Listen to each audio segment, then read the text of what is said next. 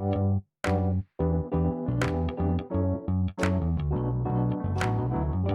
by Riverside.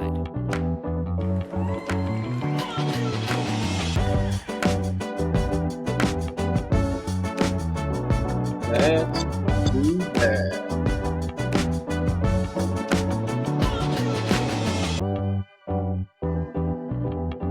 What's going on, everyone? Welcome to another episode of That's Too Bad. I've been away for quite some time. I understand that. I know that. Traveling, weddings, family functions, so forth. But glad to be back recording and talking our favorite subject, our only subject, and that's game golf here. And let's be honest here. Since the last time we've chatted, since I've chatted, a lot has happened. We've had the first major happen, and I just want to let's dive right into that. The Masters was definitely an interesting tournament this year, and it's always interesting and exciting, and there's always drama and different storylines. It's year after year. I think the biggest storyline here is got to be Scottie Scheffler. Kind of beating a dead horse, I'm sure, with the media, the Golf Channel, social media, all across the board, all these other podcasts. I've already probably talked about Scottie Scheffler, right? Here's the thing. I think my last episode or 2 episodes ago, I think I had mentioned, Scottie is... He's not on Tiger Woods' trajectory yet, but I see glimpses of an early Tiger Woods as far as more of like the success and really pure dominance. I mean, I mentioned before, and I think I've tweeted it out, and that's, the switch from the blade putter to his now mallet putter has really made a huge difference. Not in just his putting, but the overall course of his game. He's been one of the best ball strikers on tour. Everybody knows that. That's going back over a year and a half now. And the missing piece, especially from last year, was his putting. And he makes this dramatic switch to a mallet putter, which I think for the pros, when you play with one style of putter for so long and you make a switch, an equipment switch, I mean, you usually think there's a little bit of lag time to get acclimated, get the feel of it.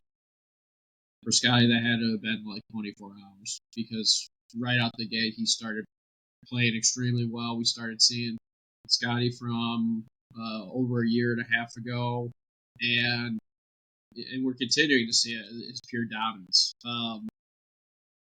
And I mean, we saw it at the Masters. The Masters this year was quite. I mean, it's going to be difficult because it's a major.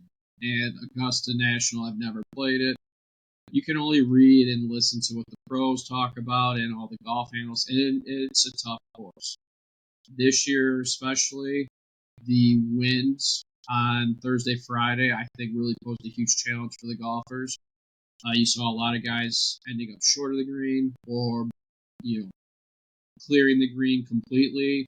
And that was due to just the wind taking the ball. Really not so much the yardage factor themselves, but either miscalculated the wind or didn't calculate the wind at all for some of them. And we saw a lot of higher scores. And so I was looking at the scoreboard at the end of Sunday, and we only had 8 golfers in the entire field below par. And for a major, that's wild to me. It almost brings me back to like some of those Open championships over in Europe there, where a few years ago I think it was, where it was playing so difficult because of weather and conditions that I think the winner at one point, and again this could be even longer than a few years ago, and it really I think was like 6-7 under, something like that. So it was kind of a wild Masters just from that aspect. Watching it throughout the 4 days and even like the par 3 contest, I noticed that the greens were very slick and quick. And again, that's to be expected of a major championship. But for some reason, it just kind of stuck out to me. This year was even quicker greens, and I don't know if that had anything to do with weather or conditions out there. You could definitely tell, though, it was playing a major factor. A lot of putts were missed, and not missed, drastically. They were missed. It was missed slightly. They would miss on the high side or the low side. And what was crazy is when greens are that quick, it's how they just continue to run and keep going. You barely touch the ball. You think it's barely going to make it to the hole, and yet here it goes. It just continues going. And we definitely saw a couple of those throughout the tournament. Overall, though, this Masters was exciting. We definitely had, again, like every major, like every year, we got storylines. Scotty definitely is one of the big storylines with his wife soon to, they're about to have their first child. You kept hearing the rumors that he was kind of pulling a Phil Mickelson from years ago where he had somebody walking with his group and had his cell phone on standby in case something happened. We've heard,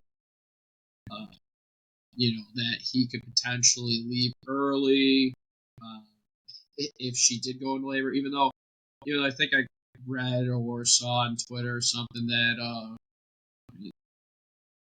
she's not due for a while, or I don't want to say a while, but it's definitely at least another month or month and a half. So, but you never know, I guess, with pregnancy. So, that really, I think, became a bigger storyline than I think it really needed to be. I think Scotty, you saw in press conferences and everything else after each round, it kept getting brought up. You could tell he was kind of just getting sick of the same question over and over again. And to be honest, I think that happens a lot in golf. It's the same damn questions from the media over and over again. You've seen it time to time. Brooks Koepka kind of rolls his eyes. Tiger Woods has done it before, you can tell. I don't blame him either. After about the fifth, sixth different time, it's like they're just hoping you slip up or give you the wrong answer there. The other storyline, though, I thought was huge. Not even a storyline, just overall performance in the whole Masters was the guy that finished second place, and that's Ludwig Oberg. I was just watching his highlights through the last round of the Masters not too long ago here. This guy's got such an effortless swing. It really just seems like he's just kind of, I don't want to say going through the motions, but it's kind of what it looks like. He brings the club back, great backswing, comes through, follow through, and it's almost like, he's not trying to be like Rory and drive his knee and hip into the ground, his left leg, and, overpower the ball. Yet this guy can hit it a mile. And what I noticed, too, in the final round was his control with his wedges and his low irons there were some of the best shots throughout the tournament. And his putting, too, was, above average for that tournament, at least when you're comparing it to the rest of the field. This guy's got a lot of talent. And you could definitely see why Luke Donald had him on the Ryder Cup. This guy's a gamer. And I definitely am going to predict that he is going to be contending for not just, regular tournaments throughout the season. We're going to see him again at the PGA and the U.S. Open, and I guarantee he'll be up there contending, and if not, potentially winning his first major. But yeah, it was, great to see him and how he performed there. I'm looking forward to seeing how he plays. I definitely have never really seen what his style of play is, or really even know too much about him until the Masters weekend. I remember watching him during the Ryder Cup, but that's about it. I love what I saw from him, and he's definitely going to be one of these guys that I'll be kind of tuning in throughout the season moving forward to see how he's been doing in these tournaments here on out. Another big story And I think it's a story that it's not even a story. One of the bigger topics, or whatever you want to call it, is the performance of Bryson DeChambeau. Goes out, and I mean, he's looking like he's out there on a mission, man on a mission. The first 2 days, really first 2.5 days, plays extremely well. I mean, typical Bryson. He's pounding the ball, he's getting it close, and he's making his putts. I mean, say what you want about the guy and his science background and everything else that I think drives people nuts about him. When he gets on the greens, he is definitely one of the better putters in all of golf. His reading of greens and understanding the speeds and the slopes, he's definitely got a patent down for what he's doing. Now, he does take a little bit longer on the greens to do so, which I know frustrates other golfers, and it really does kill the kind of speed of play a little bit. And I've generally been known as a quick, speedy golfer. I get frustrated when I'm playing with someone that might be a little bit slower. At least if it's not something I'm well aware of going into that round, who I'm paired up with, or so forth. I could see why it gets frustrating. He walks around the whole putting green, looks at all the angles, and the math and science starts kicking in. He's calculating it to a degree in speed, and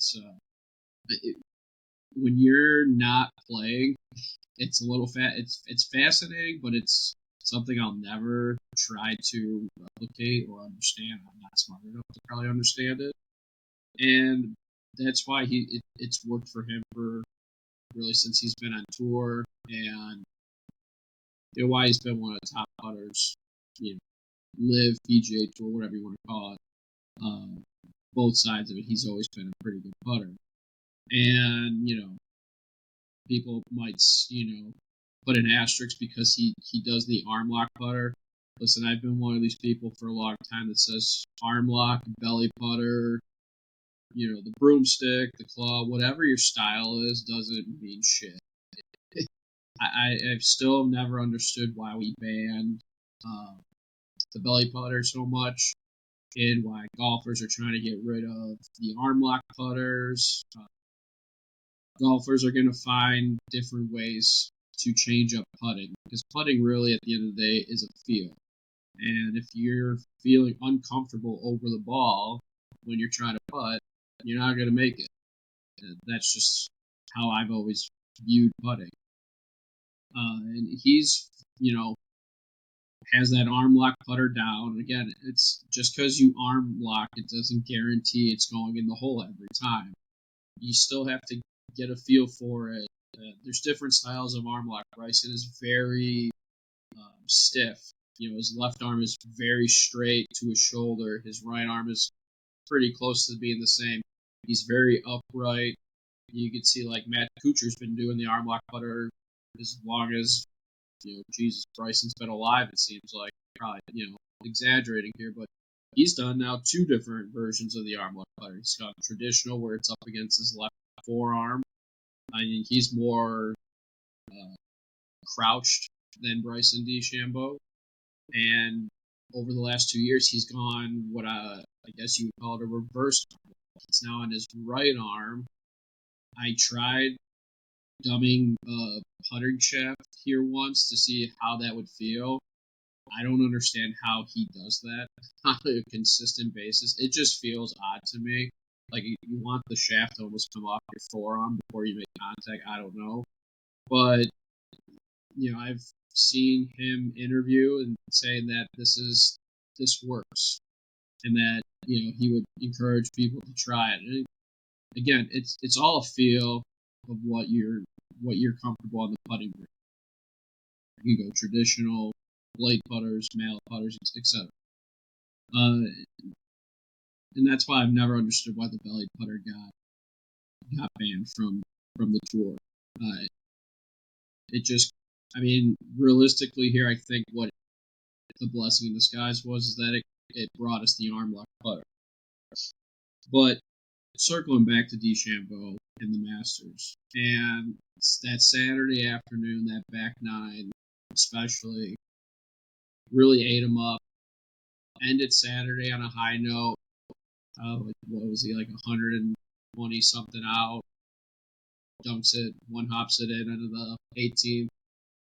You think he's kind of salvaged going into Sunday. He's only a couple behind. Scotty's, again, putting a lot of pressure because he played phenomenal Saturday going into Sunday. Max Homa, another guy, he just kind of just kept hanging around. A guy that I just kept begging to try to get more birdies.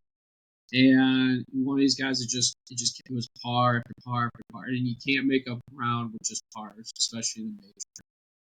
He didn't play bad, but he didn't play great, is how I viewed Max Homa. And he is a great golfer. Don't get me wrong. This guy's going to win majors down the road. I really thought going into Saturday this was going to be Max Homa's first major. And because I thought at least going into Saturday and Sunday, the wind's dying down. So the conditions were more favorable for the golfers. And I was expecting maybe some lower scores. And, I was wrong on that part, and the other part that Max Homa was going to come and essentially try to light it up to win his first major, and it just didn't happen. He just kept making pars. I think he had a couple bogeys here and there from Sunday where he ended up dropping a couple spots, but again, by the time he finally started kind of getting, I think, one or two birdies, it was just too late. And again, too, when Scotty's out here, finishes the Masters minus 11 to win. You got to make a lot of birdies to keep up with it. I'm looking back at, Aberg was 7 under to finish the tournament. So, Scotty really pulled away. And when you look at the final round, Scotty shot 4 under, Aberg shot 3 under, Fleetwood was 3 under. There was a lot of 3 under rounds here. Not even a lot, just a couple more. Zalatoris, Hatton. Other than that, it was a lot of even, +1, -1. Max Homa finished +1 for round 4. He finished tied for third at -4. Tied for third in the majors, outstanding. When the leader finishes -11, though, and you finish +1 for that round, even if he shot -4, he still is taking third place, probably solo at that point. If not, he's tied for second with Aberg. He really needed to do a lot of damage Saturday and Sunday to stick with Scotty, and it just didn't happen. And, nothing that I think going into the PGA, though, he needs to change. It's you just got to drain the putts, got to sink them when they count. When you're on in 2 and par 5s and birdies and pars, par 4s you're on in 2, you got to make the birdies, you got to get it close. And then really it's the par 3s. If you can get close on certain par 3s and sink those birdies, you start pulling away from the field, which is what Scotty is. And between DeChambeau, really, who blew up Sunday, was back and forth Saturday. Again, the guy I thought, hey, this guy's he's out for revenge after last year. Who again, DeChambeau was up there with Brooks Koepka and Phil Mickelson. Fell short. I thought Brooks and DeChambeau were going to go into this year's Masters out for blood. DeChambeau came out firing. Koepka didn't. Get to Saturday, and the wheels just started falling. And Sunday was just not good for DeChambeau at all. But, that's what makes the Masters fun to watch. And really, all the majors in general. Okay. So I wrote this down, part of my notes. Do I want to bring it up and talk about it? Yes and no. And that's Tiger Woods at the Masters. Now, everybody's got their own opinion on Tiger Woods on how did it go for him. And I've agreed with what I've read from some golf analysts, and I've disagreed with others. And same with some of these social media people out there. I think some of the shit that's been said about how he was during the tournament was to just get likes and views and whatever. I think some stuff was blown out of proportion. But anyways, I mean, Tiger Woods, the version that we saw at the Masters, is not your typical Tiger Woods who's now got multiple Masters green jackets.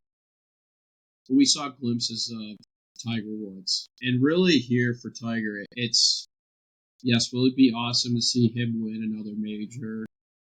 Of course. But this year, I think mainly, and I think he's got this set as his goal. Because, I mean, his goal has been to play, one tournament a month. Because, I mean, his body is still not 100% from all the fusion surgeries, physical therapy, just overall wear and tear.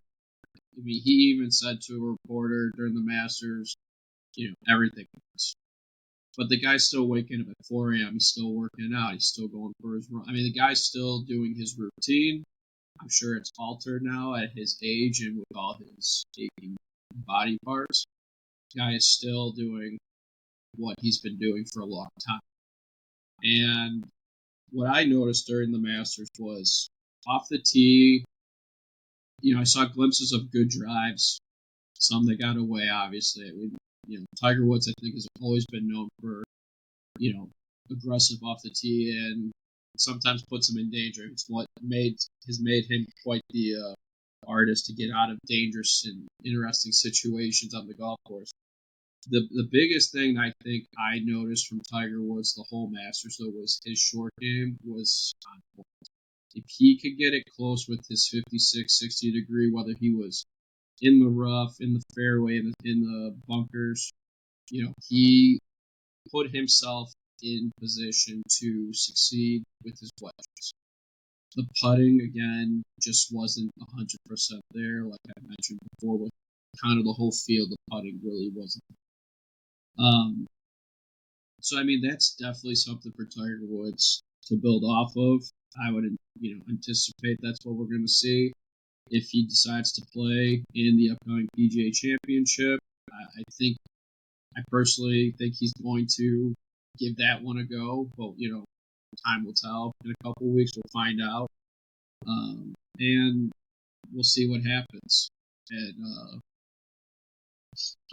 the PGA Championship here. But overall, I mean,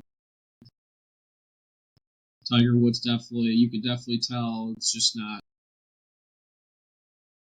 what we all want to see. We want to see him dominate, but it's just, maybe he's got one more in him. I hope he does. It'd be awesome to see. Again, this year, I don't know if that's going to happen. I think this is a year of just trying to get through the whole year without ending the season with more fusion surgeries, etc. I think the coolest part and the funniest part was playing Sunday, playing with amateur from Ohio State, Neil Shipley, I believe it was.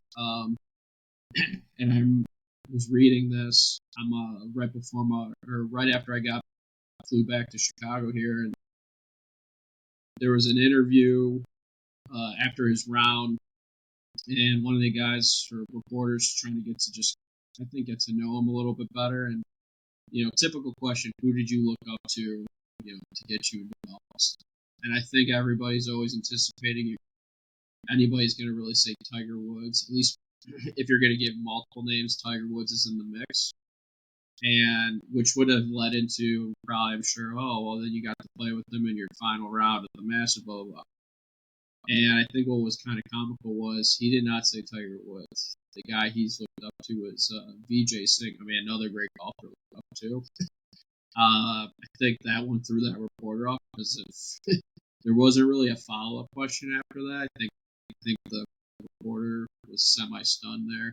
I found it kind of comical. You're playing with Tiger Woods in your first ever Masters as an amateur, and you're in the Sunday round, and here you are paired with one of the greatest golfers in the history of the game, and the guy that got you into golf that you looked up to, that you were probably watching all these tournaments, looking out for him, is Vijay Singh, who was in the field just didn't play well either. So that's my take on Tiger Woods at the Masters, and that whole little story there.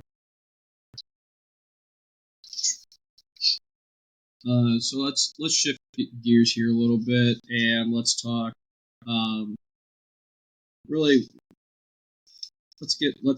I would like to just talk first about Live Golf and the big announcement recently, which is a big announcement, I guess, really for me because I'm in Illinois, so and I'm not far from where the individual championship tournament's going to be at now, which is at Bolingbrook Golf Club here.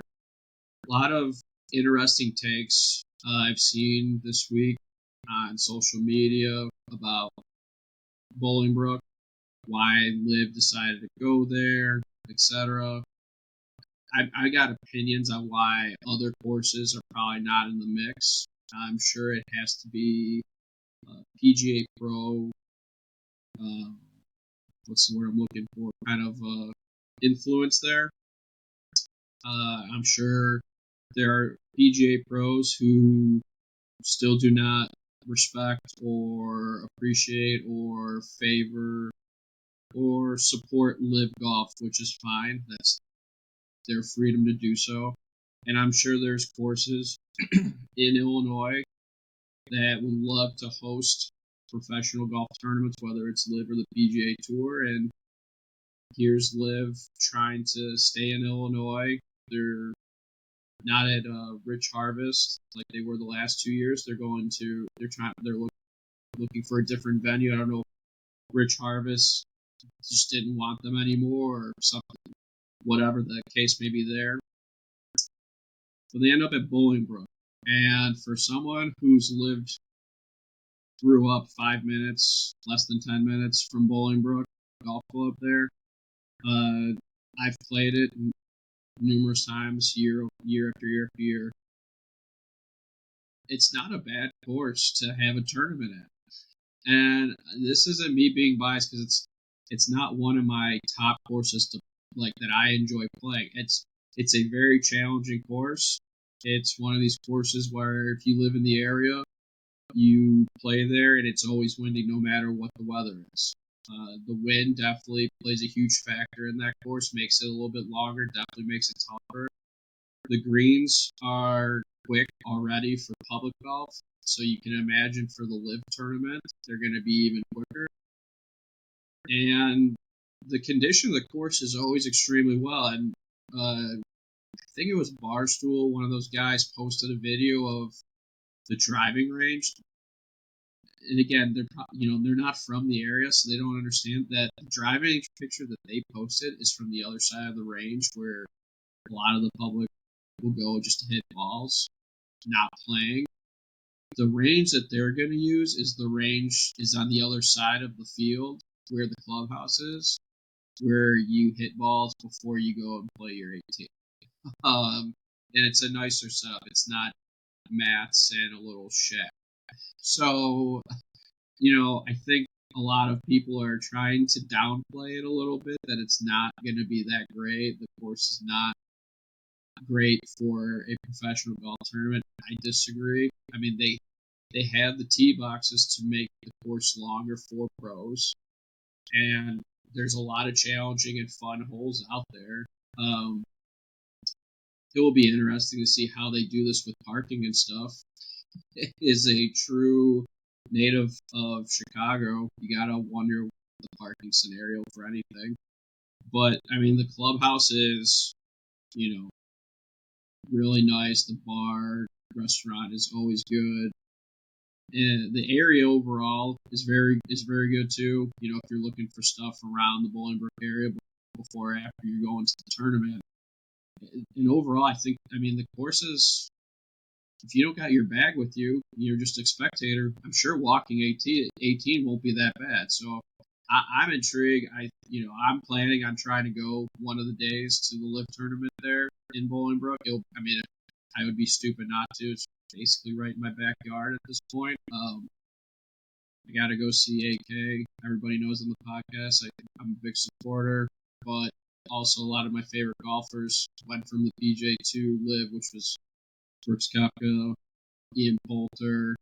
I've always been a big fan of Pat Perez and so forth. So, and I would like to just see what the Live tournament brings. I've been to PGA tournaments before, Conway Farms, Cog Hill, WGC events out in Ohio. So it'd be nice to see a Live golf tournament. So again, here for people that are not from the area, it's not a shitty course. Yes, there are, I think, nicer courses. Not even nicer. I think there are better courses out there, and also in the general area that they could play at. But this is not. It's not like they're going to play at some, dog track here in Illinois. The course is always pristine, and I would anticipate it would be a fun tournament. And I'm very intrigued to see how the pros from Live Tour end up playing it. Is Rahm gonna obliterate the course, or is the course gonna get windy and tough, and we're gonna see some high scores there? I mean, we'll definitely see what happens there. All right, so not Live. I guess it is Live related and PGA related. Something that I've noted, I read, right? You might have saw it on the Golf Channel.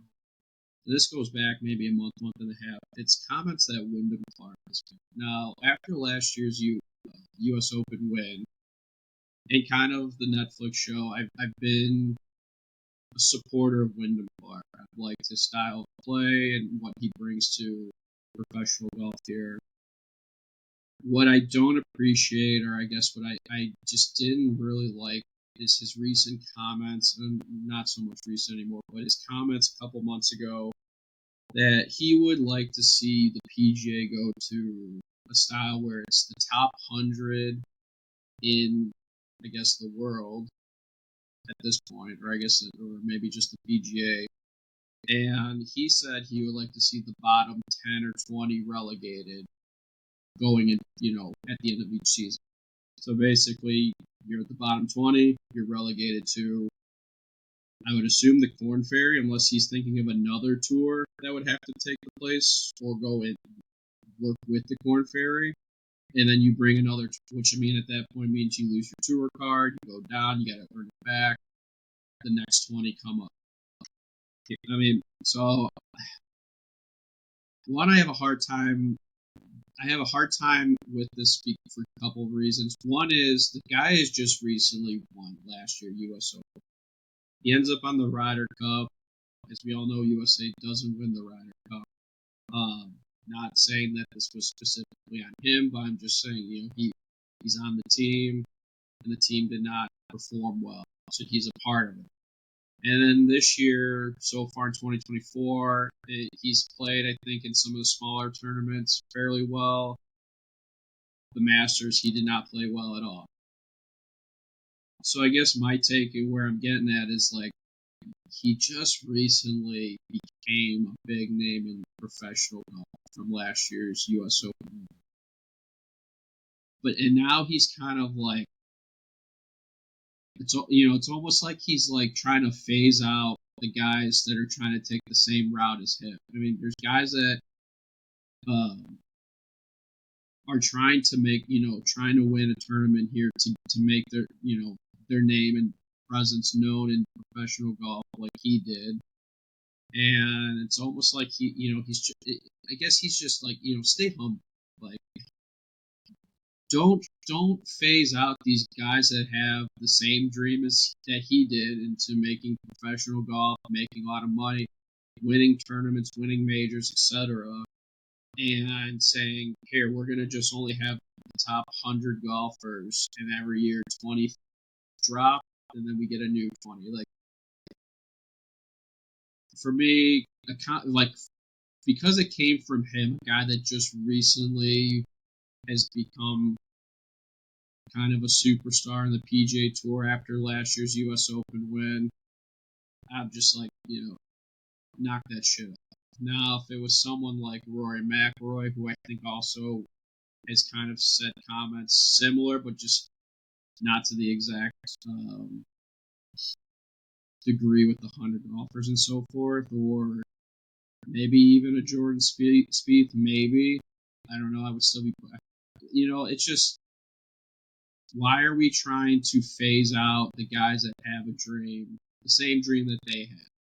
We got guys in the Korn Ferry Tour who are working their asses off just to get in the top 30, to get their tour card, to show up in 2025, to start playing in tournaments and seeing, if they can make their name. So why are we trying to make that road tough?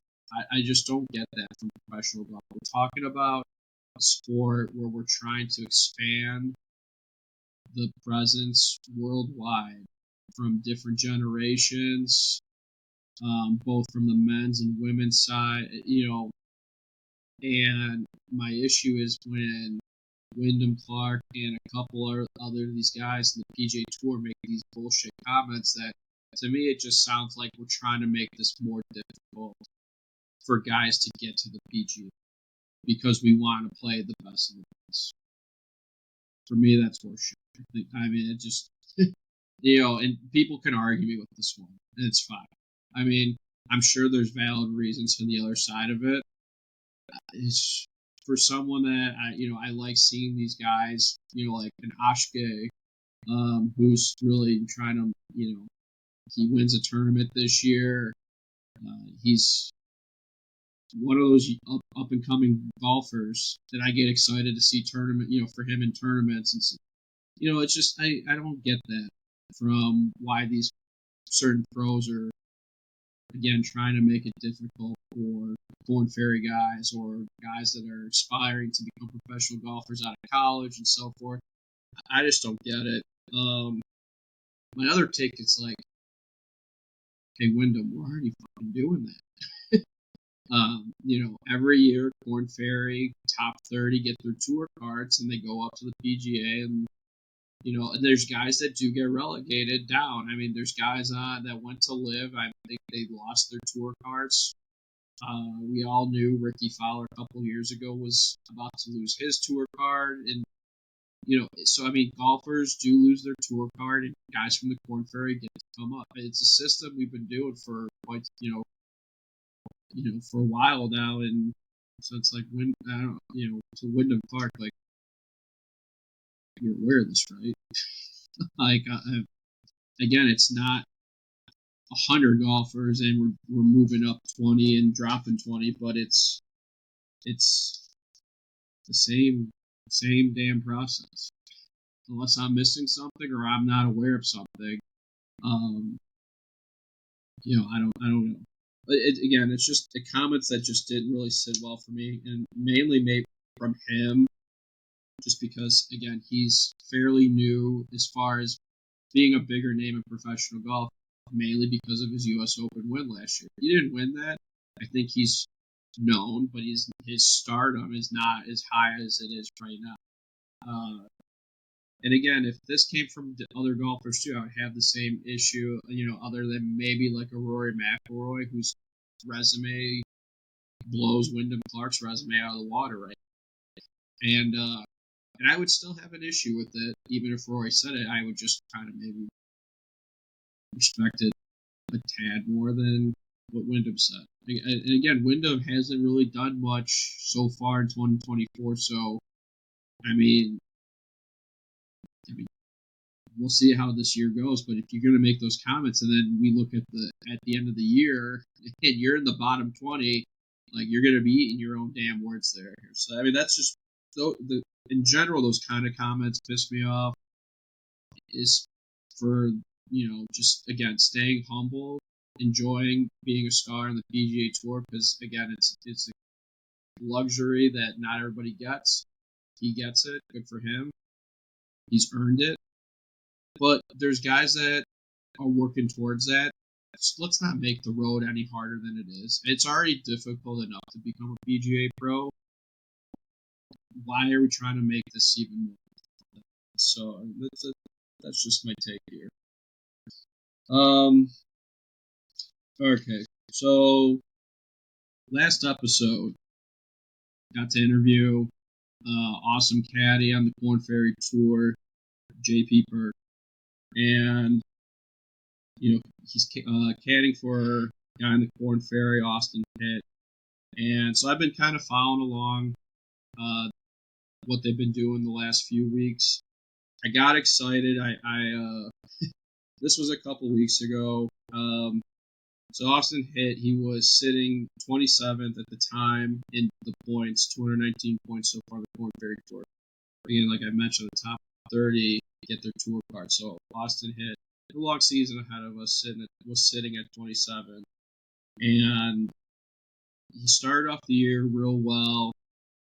Recently, since after their break, he's had a couple of slow starts, but I got excited at I believe it was the Lecom Suncoast Classic.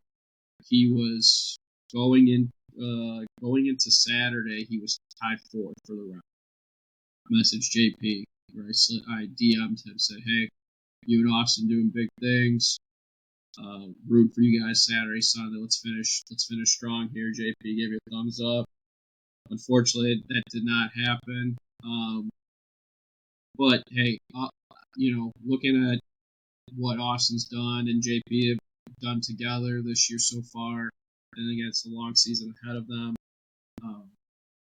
We're definitely rooting for these two. And, like we mentioned on the last episode when I was talking with JP, hopefully we can get Austin on here, both of them at the same time, maybe towards the end of the season, and kind of recap how the year went. Hopefully by that point, he's got his tour card. Maybe he can, wave it on the screen here in front of us to show off here. But we're going to definitely keep tabs on these two and really keep tabs. Look, I'm going to start trying to get more in-depth on the Korn Ferry side because I think there are a lot of good golfers that are going to make their way to the tour very soon, and getting to know who's out there right now on the Korn Ferry and watching some of these tournaments.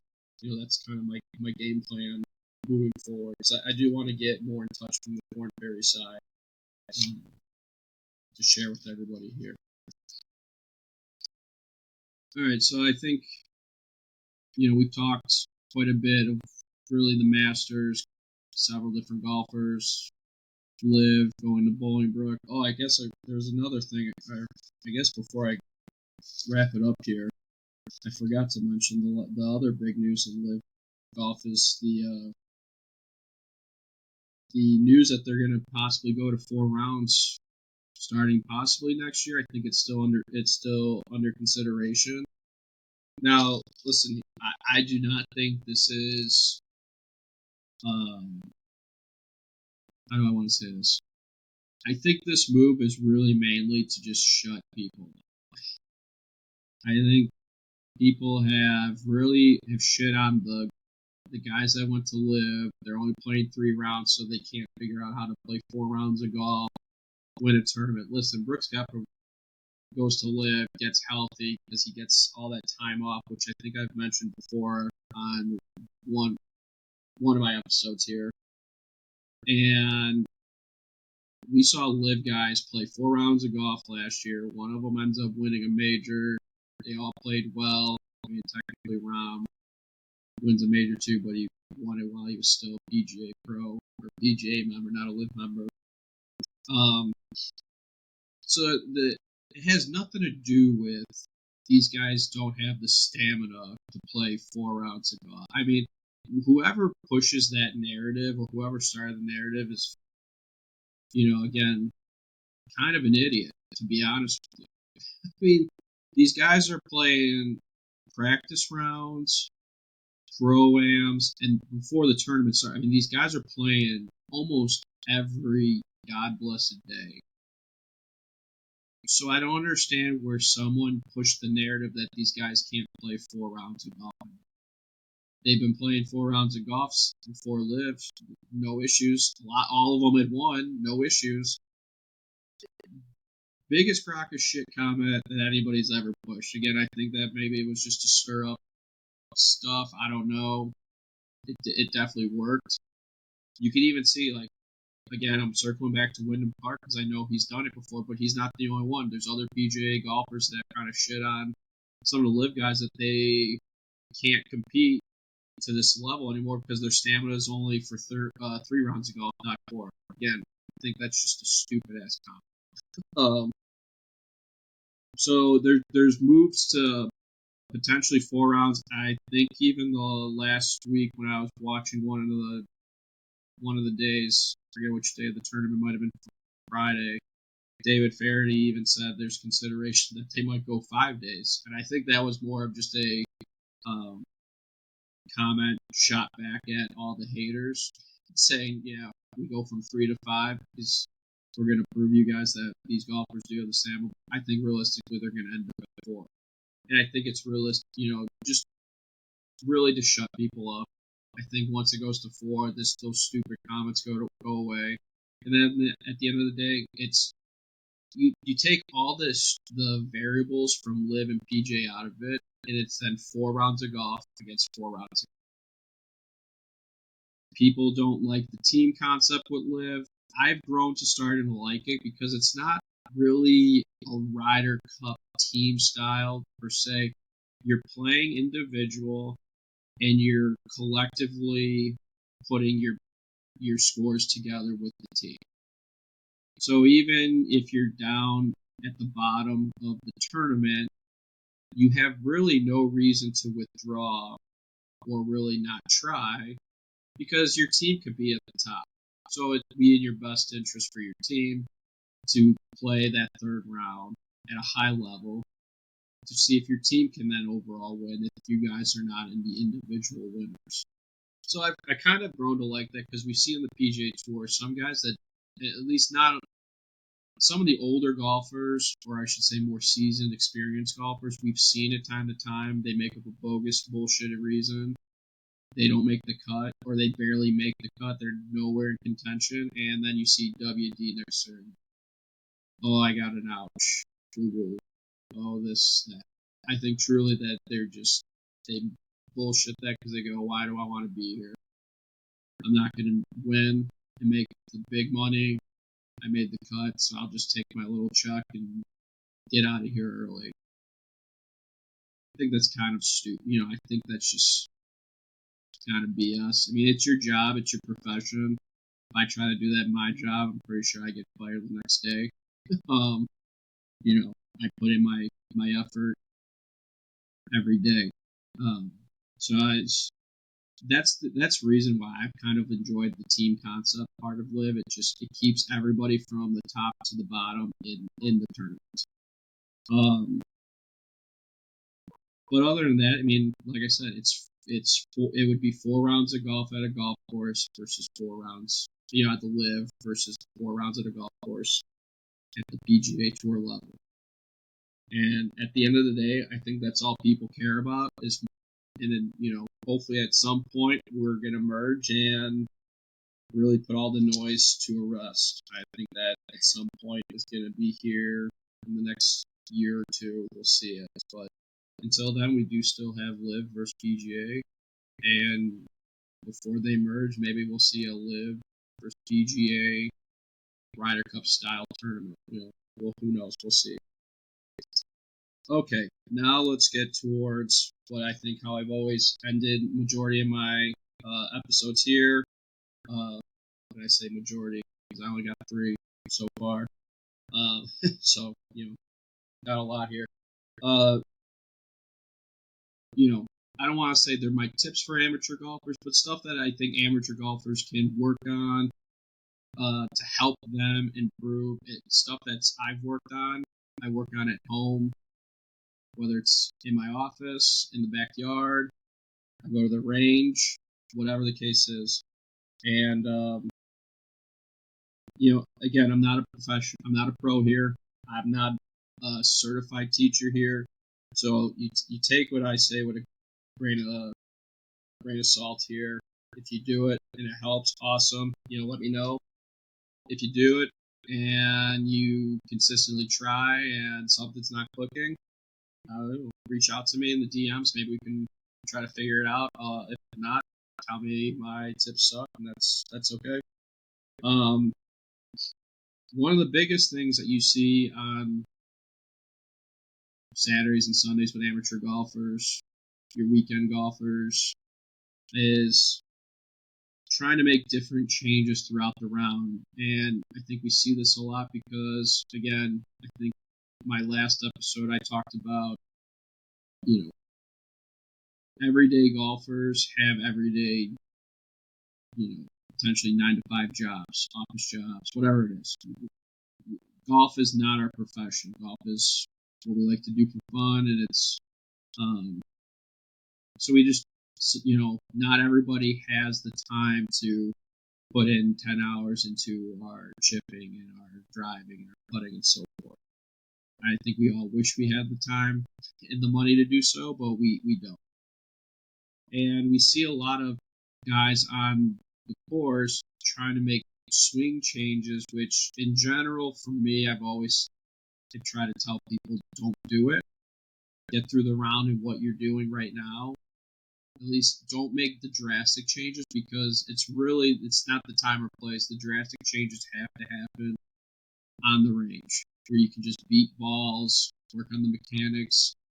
If the mechanic change is what you're currently working on.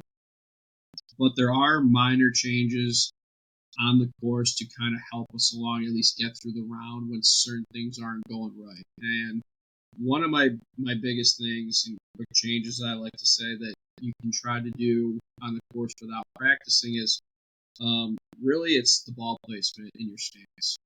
And I think certain level amateurs don't understand or grasp the concept of where the ball placement in your stance has to be for certain shots. I mean, in general, the ball towards your front foot, if you're a righty, it's towards your left. If you're the opposites, towards your right. If the ball is further up in your stance, in general, the basic science around it, at least with your irons and stuff, the ball's going to go higher up in the air. And the further back in your stance, the lower the trajectory. And what we see too, it's like guys will consistently have the ball further up their stance for all their shots, even their wedges and so forth. You get to like an 8-iron and the ball is closer to their front foot than their middle of the stance or even their back foot. And what do we see? We see guys top it. We see them kind of do the pull tug a little bit. And why do we see that? It's because by the time that they had grazed the grass, they haven't made any contact with the ball as they're finally the club is coming up is when they're making contact with the ball. Simple changes like that, just moving the ball back in your stance, I think really does make a difference.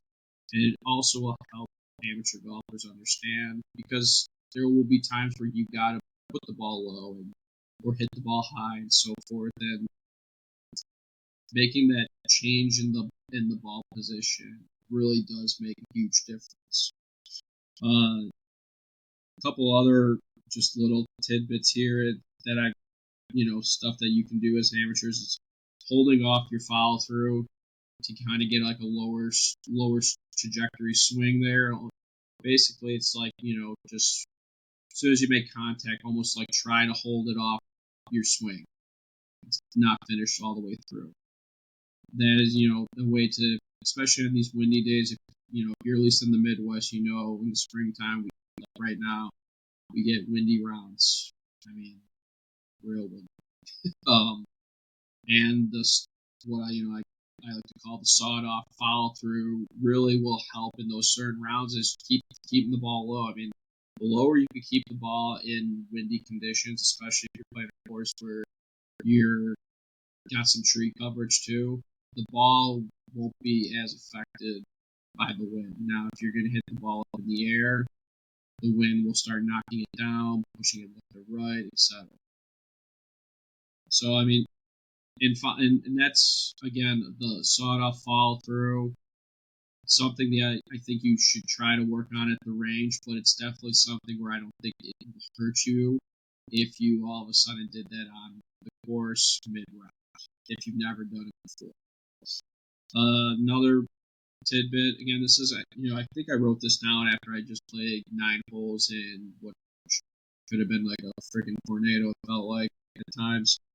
Because all of mine, I'm looking at my notes right now, written down, look like they're all wind related. When you're on the tee box with your driver, maybe your 3-wood, or even like a 4-iron, 3-iron, 3 hybrid, whatever your case is. Everybody always tees up their balls really high, or you see a lot of people do that. In general, teeing up your ball high, you see the long drive guys do it because that's going to help them get the ball up in the air and stay in the air hopefully longer. Windy days, I don't think you really want to do that. You're trying to hit them low. You want the balls to roll if it's dry out. And teeing the ball low will definitely help do that. Another thing, but this is, again, not something I would try on the course if we've never done it before. Your drivers are not clubs that we hit generally down on. We always hit up on, just try to help the ball in the air. Tiger Woods is one of the few golfers still on tour this day that I believe still hits down on his driver, which is a concept in my head. I still can't wrap my mind around it, but I started trying that last year, and I'm known as a guy that hits the ball pretty high up in the air with most of my clubs. So when I started kind of hitting down on this driver last year on a windy day, it was night and day for me. Ball was extremely low, shot out there. I got it to draw a little bit, and ball ran out. It was midsummer, so it was dry out. A shot that I never thought I would have in my repertoire. Now I kind of do. It will get me in trouble here and there, but in general, just teeing up your ball low with your same swing does wonders, especially on windy days. And again, like I said, I must have written this down after playing or practicing on a windy day because my last key is here. Understanding what the wind's going to do to your ball throughout the round.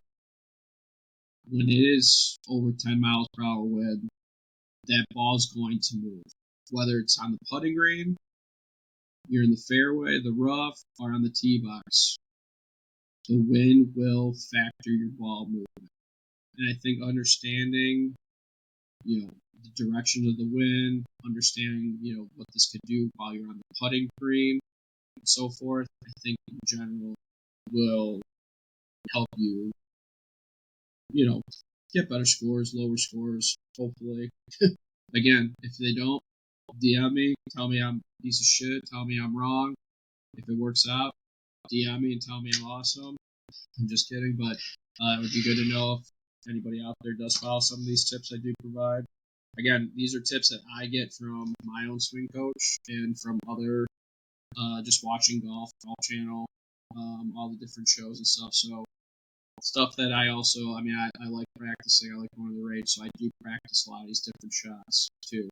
So if you ever do get the chance, and you do get to go to the range, it's not a bad idea to try to practice a shot you might only need to use once in a round. But knowing that you have that in your bag just in case, because you never know when you're going to need it, that always works. And that's kind of what I do. I go through a routine myself just to get ready, and then I go through what I call my bullshit swings. Shit that I hope doesn't happen in the round, but if it does, I'm prepared. I'm ready. So that's all I got for you guys today. We talked a lot. We got the PGA Championship coming up here, so hopefully this time around I'll record and I'll have an episode ready for you guys shortly right after the PGA tournament. Let me know what you guys think about those tips if you guys take them, and as always, let's go low.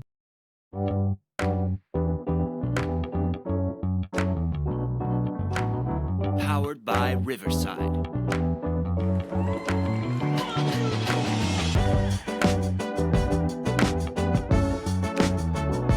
That's